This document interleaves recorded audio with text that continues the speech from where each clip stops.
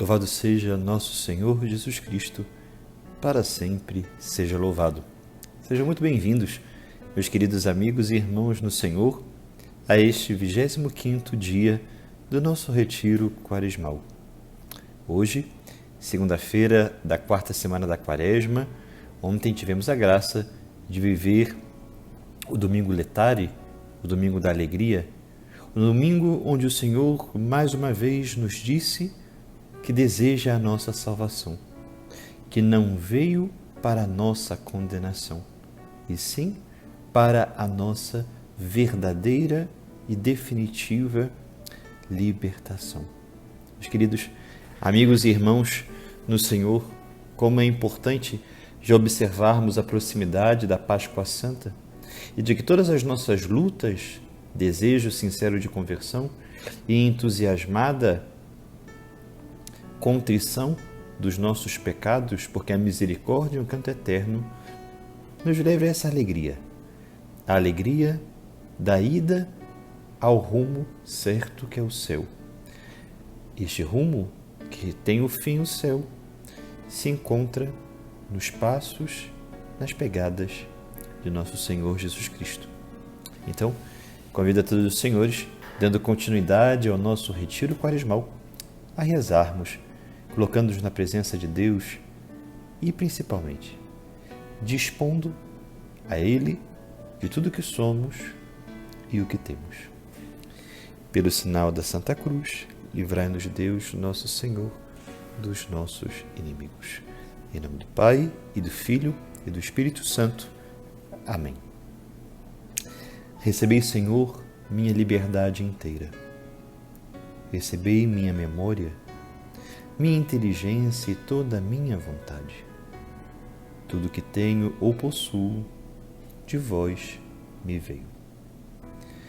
Tudo vos devolvo e entrego sem reserva, para que a vossa vontade tudo governe. Dai-me somente vosso amor e vossa graça, e nada mais vos peço, pois já serei bastante rico. Meus queridos, nós hoje somos convidados pela liturgia da Santa Igreja a meditar a passagem do Evangelho de São João, capítulo 4, versículos 43 a 54. João, capítulo 4, versículos 43 a 54. Leio para os senhores. Depois daqueles 2 dias, ele partiu de lá para a Galileia. O próprio Jesus havia testemunhado que um profeta não é honrado em sua própria pátria. Quando ele chegou a Galileia, os galileus o receberam, tendo visto tudo o que ele fizera em Jerusalém por ocasião da festa, pois também eles tinham ido à festa. Ele voltou novamente a Caná da Galileia, onde transformara a água em vinho. Havia um funcionário real, cujo filho se achava doente em Cafarnaum.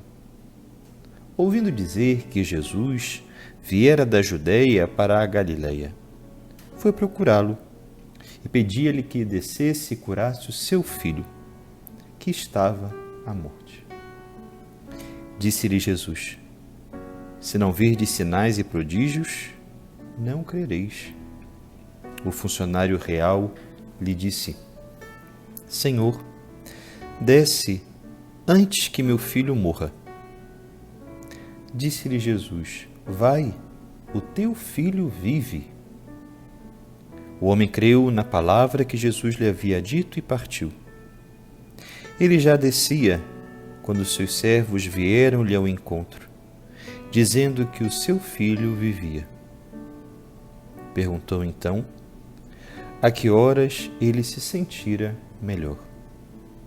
Eles lhe disseram: ontem, à hora 7ª, a febre o deixou. Então o pai reconheceu ser precisamente aquela a hora em que Jesus Cristo lhe dissera: o teu filho vive. E creu, ele e todos os da sua casa. Foi esse o segundo sinal que Jesus fez ao voltar da Judeia para a Galileia.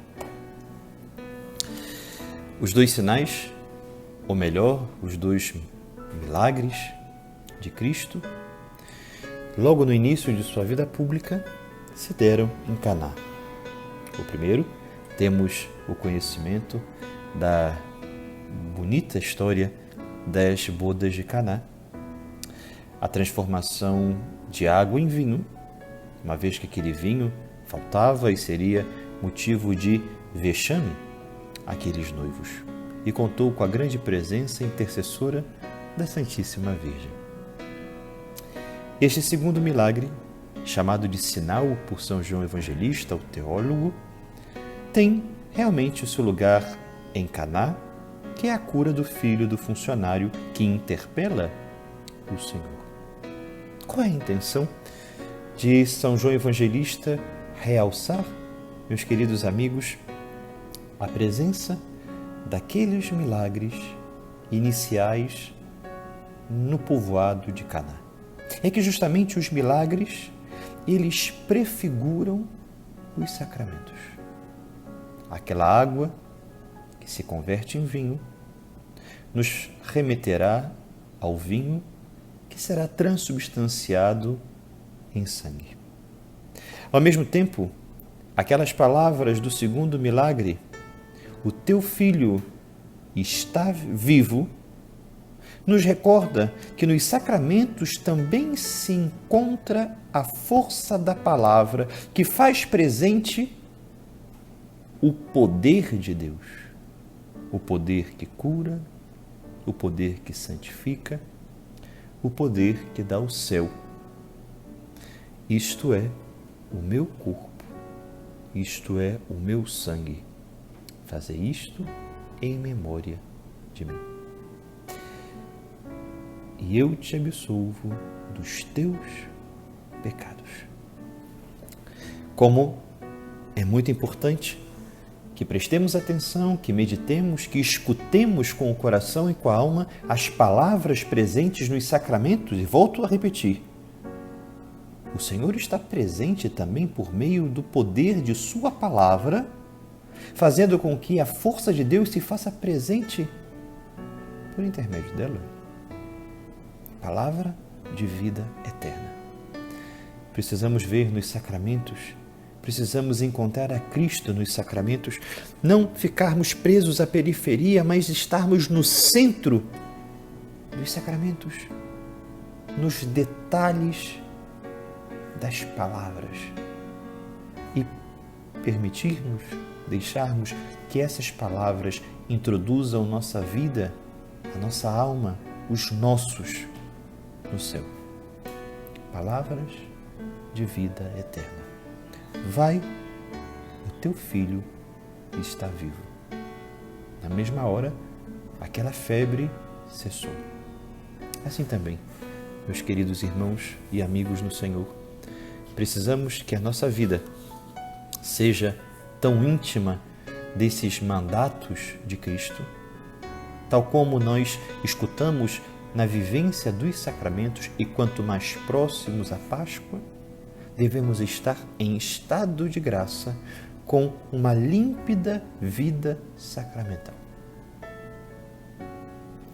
Todos que estão ao nosso redor se beneficiam quando estamos comungando, confessando, quando facilitamos a unção dos enfermos aos demais, quando realmente vivemos em plenitude a união conjugal pelo vínculo do sacramento do matrimônio, quando um sacerdote está em graça de Deus, na vivência, no exercício do seu ministério, na doação a Cristo, esponsalmente com a Igreja e as almas, enfim.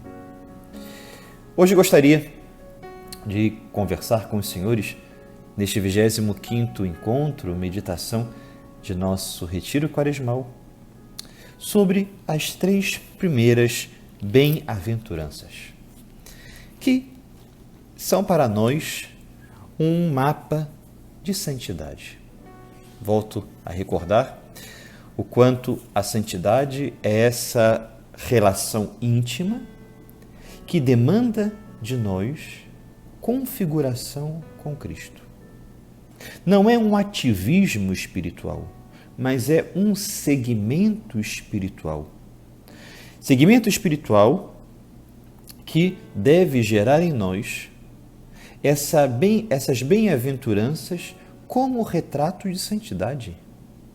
É por isso que as bem-aventuranças sempre têm o seu princípio como felizes os, bem-aventurados os, porque a carteira de identidade da felicidade do homem criado por Deus é a santidade.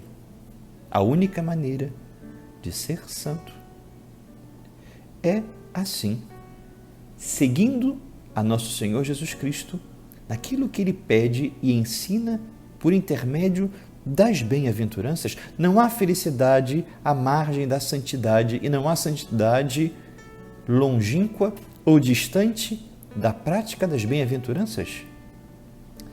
O único fracasso de nossa vida é que fomos criados por Deus é não ser santo. Porque todo e qualquer aparente fracasso sempre é possível, pela graça de Deus, de ser relativizado. Tudo é relativo quando está distante do nosso fim último, da nossa meta, que é o céu, vivendo entre os santos e com os santos. No fundo, o que nos faz sofrer é estarmos distantes da vida de santidade. É não abraçar esse ideal, e a quarta semana da Quaresma deve pedir que as bem-aventuranças, e escolhi as 3 primeiras, poderia ter escolhido tantas outras, que as bem-aventuranças nos forjem esse retrato de Jesus, conhecer o retrato do Senhor para saber o que Ele quer de retrato para nós. E por isso, a primeira bem-aventurança, queridos amigos, diz: bem-aventurados os pobres em espírito, porque deles é o reino dos céus. É uma grande verdade do coração. O Senhor começa suas bem-aventuranças partindo do coração, porque parece que a pobreza de espírito não tem nenhuma semelhança com a pobreza espiritual. Na verdade, quando o Senhor nos aborda sobre a pobreza de espírito, Ele está perguntando onde se encontra a segurança de nossa vida.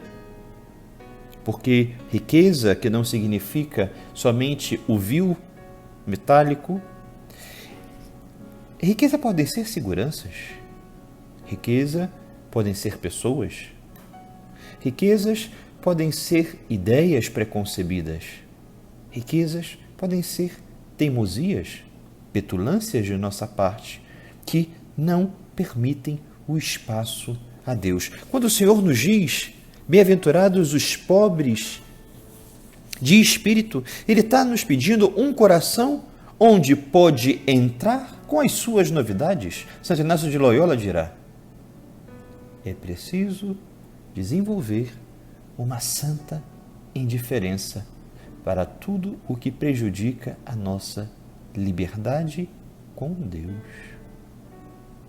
Como será? Como acontecerá? Como ficarão as coisas? Como falarei? Como ficarei perante o olhar alheio? O importante é Deus como tesouro. E essa é a verdadeira pobreza. Nosso Senhor fala da pobreza no coração. Não existe uma leitura material dessa primeira bem-aventurança. Existe uma leitura totalmente espiritual dos espaços e da entrega do nosso coração. Porque a partir da segunda bem-aventurança, nós podemos levar à plenitude a primeira. O Senhor diz: bem-aventurados os mansos, porque herdarão a terra. O próprio Senhor nos comentou: aprendei de mim, que sou manso e humilde de coração. Quem de nós nunca percebeu que a falta de mansidão esgota? nos cansa, que sofrer literalmente cansa e esgota a paciência, a paz interior e, sobretudo, o coração. E muitas vezes queremos persistir na ignorância de continuar sofrendo. E devemos até mesmo pensar nessa quaresma, e estamos num tempo propício para tal, como nós nos colocamos perante os defeitos daqueles que nos rodeiam. Dirá Santa Teresinha do Menino Jesus, doutora da Santa Igreja, suportar e não escandalizar-se das debilidades de quem tão próximo vive em nosso coração e dentro de nossa vida. Não escandalizar-se. Será se nós não nos perguntamos se aqueles que estão conosco também não se escandalizam das nossas faltas? E muitas vezes silenciam, sorriem, desculpam e perdoam. Reagir com humilde mansidão é a coroa, é a joia da pobreza que o Senhor assim proclama em espírito, porque se assim formos, teremos o reino dos céus. Mas eu não poderia deixar, nesse retiro de Quaresma, dentre todas as bem-aventuranças elencadas, de chamar a atenção para esta, que é a terceira. Bem-aventurados os aflitos, porque serão consolados. Parece um antagonismo, uma contradição. Como serei feliz ou bem-aventurado? Como viverei sorrindo se tenho aflição, se choro? E nós precisamos entender que aqui nosso Senhor Jesus Cristo está nos dando uma lição de humanidade, de solidariedade. Aqueles que sabem sofrer a aflição do outro, esses serão bem-aventurados. Nós precisamos, meus queridos, sentir com o coração de Cristo. Nos faz falta, muitas vezes, termos esse desejo de chorar com Jesus pela tristeza, pelo pecado, pelo desespero que outros estejam passando. Não é somente um ato de preocupação. É o dom de lágrimas tão importante para vivermos uma comoção não simplesmente emotiva, mas caritativa. Levar a dor do outro como a minha dor ao coração de nosso Senhor Jesus Cristo. É um bom exercício, porque também nos ajuda a quebrar muito o orgulho, a dureza do nosso coração, que às vezes aqui dentro, como diz aquela canção, bate esse coração de pedra. E dizemos ao Senhor, tantos que estão sofrendo, aqueles que eu conheço que estão padecendo, ou moralmente, ou de uma enfermidade, ou que perderam um ente querido, ou que se encontram tão frios na fé, na vocação, ou tão ensoberbados. Realmente, a soberba, o egoísmo, a vaidade, a falsa pretensão de santidade, colocando-se acima de todos, nos impede de acontecer o milagre, tal como ocorreu com Moisés e o povo da antiga aliança. Moisés bate aquela vara na pedra e sai água. Sai daquela rocha água para o povo que tinha sede. Se nós permitimos que a caridade, que sofrer e chorar com os demais, de sermos atenciosos e generosamente amáveis com o outro, sem que nos encomendem, mas como exercício de mansidão, de pobreza, que no fundo é uma grande riqueza, e, sobretudo, como também auxílio e companhia ao coração de Jesus. Realmente, da pedra de nosso coração sairão águas, muitas graças e, especialmente, milagres, porque o Senhor deseja nos usar como instrumentos das bênçãos para aqueles que choram, que precisam ser escutados e até mesmo consolados. Temos consolado as pessoas? Ou temos, talvez, preocupado mais as pessoas? Estamos agindo de uma forma tão verdadeira e honesta para com a nossa luta pela santidade, a fim de que a vida do outro seja facilitada, apesar de qualquer dificuldade que esta pessoa coloque, eu posso removê-la sem aparecer, aparentar ou falar. Gerar felicidade. A consolação das almas que são consoladas. Meus queridos irmãos, nós precisamos realmente perceber que as aflições do coração de Jesus, se somos dele e nele vivemos, também nos pertencem. E não queremos deixar o Senhor sozinho no Getsemane. Aqueles discípulos dormiram. Não souberam contemplar cada gota de suor que o sangue de Jesus ia realmente surgindo através de seus poros. Nós, a cada Santa Missa, consumimos seu sangue. Sangue esse que verteu no Horto das Oliveiras.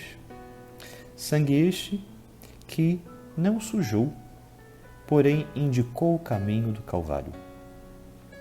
Sangue este que deve ser enxuto por nós, para levar a tantos que já não possuem mais sangue, ou seja, metaforicamente, já não querem mais viver, estão anêmicos ou literalmente mortos. Sejamos devotos do sangue redentor de nosso Senhor Jesus Cristo, sendo membros e íntimos participantes de seu coração, querendo consolar suas aflições, que são as aflições de nossos irmãos. Não precisamos ir longe para conhecer um aflito, basta que nos olhemos no espelho. Sempre existe uma preocupação guardada em nossa alma. E precisamos nos ajudar. Dirá Santo Agostinho, Deus consegue ajudar aqueles que se ajudam pelo esforço, pela honestidade e a humildade. É assim que desejo para todos os senhores, meus queridos amigos e irmãos, que somente a meditação dessas 3 primeiras bem-aventuranças, a pobreza, que faz o tesouro de Deus ser o centro do coração, a mansidão, que nos impede o cansaço e ao mesmo tempo nos ensina a não escandalizarmos-nos com os erros alheios, e essa doce companhia ao coração de Cristo, vivendo com os irmãos o que os preocupa e aflige, porque assim esquecemos de nós, e Quaresma é período de ensinamento para esquecer de si, a fim de viver todos os outros meses do ano lembrando mais de Deus e dos demais. Convido agora para que rezemos juntos a oração do Papa Clemente XI. Meu Deus, eu creio em vós, mas fortificai a minha fé. Espero em vós, mas tornai mais confiante a minha esperança. Eu vos amo, mas afervorai o meu amor. Arrependo-me de ter pecado, mas aumentai o meu arrependimento. Eu vos adoro como primeiro princípio. Eu vos desejo como fim último. Eu vos louvo como benfeitor perpétuo. Eu vos invoco como benévolo defensor. Que vossa sabedoria me dirija, vossa justiça me contenha, vossa clemência me console, vosso poder me proteja. Meu Deus, eu vos ofereço meus pensamentos, para que só pense em vós, minhas palavras, para que só fale em vós, minhas ações, para que sejam do vosso agrado, meus sofrimentos, para que sejam por vosso amor. Quero o que quiserdes, porque o quereis, como o quereis, e enquanto o quereis.